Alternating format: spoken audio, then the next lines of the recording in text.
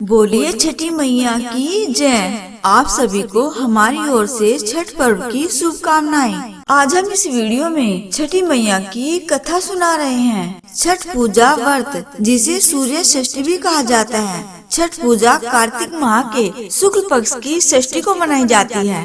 छठ पूजा का पर्व 4 दिनों तक मनाया जाता है। यह पर्व चतुर्थी से सप्तमी तक चलता है। लोक परंपरा के अनुसार सूर्य देव और छठी मैया का संबंध भाई बहन का है। लोक मार्ग का छठ की पहली पूजा सूर्य ने ही की थी। इस व्रत में माता छठी की पूजा की जाती है। कहा जाता है पारिवारिक सुख समृद्धि तथा मनोवांछित फल प्राप्ति के लिए यह पर्व मनाया जाता है। छठी माता बच्चों की रक्षा करती है। इसे संतान प्राप्ति की इच्छा से किया जाता है। इस त्योहार को बिहार, झारखंड, उत्तर प्रदेश एवं भारत के पड़ोसी देश नेपाल में हर्षोल्लास एवं नियम निष्ठा के साथ मनाया जाता है।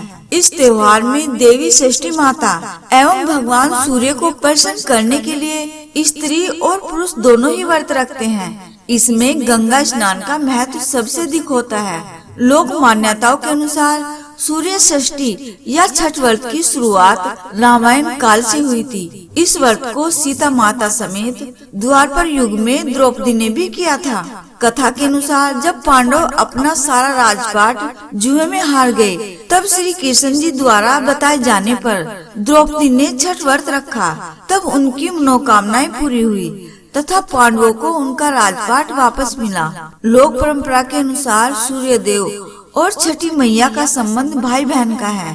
इस दिन षष्ठी देवी की यह कथा सुनी जाती है, जो इस प्रकार से है।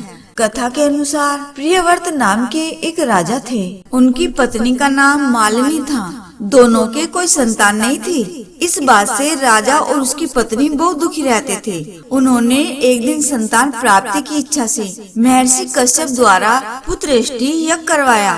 इस यज्ञ के फलस्वरूप रानी गर्भवती हो गई। 9 महीने बाद संतान सुख को प्राप्त करने का समय आया तो रानी को मरा हुआ पुत्र प्राप्त हुआ। इस बात का पता चलने पर राजा को बहुत दुख हुआ। संतान शोक में उसने आत्महत्या का मन बना लिया। लेकिन जैसे ही राजा ने आत्महत्या करने की कोशिश की, उनके सामने एक सुंदर देवी प्रकट हुई। देवी ने राजा को कहा कि मैं षष्ठी देवी हूँ। मैं लोगों को पुत्र का सौभाग्य प्रदान करती हूँ। इसके अलावा जो सच्चे भाव से मेरी पूजा करता है, मैं उसके सभी प्रकार के मनोरथ को पूर्ण कर देती हूँ। यदि तुम मेरी पूजा करोगे तो मैं तुम्हें पुत्र रत्न प्रदान करूँगी। देवी की बातों से प्रभावित होकर राजा ने उनकी आज्ञा का पालन किया।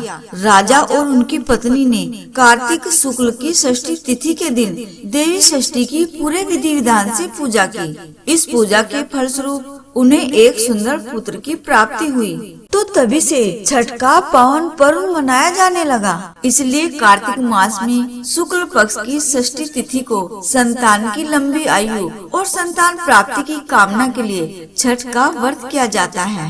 बोलिए छठी मैया की जय।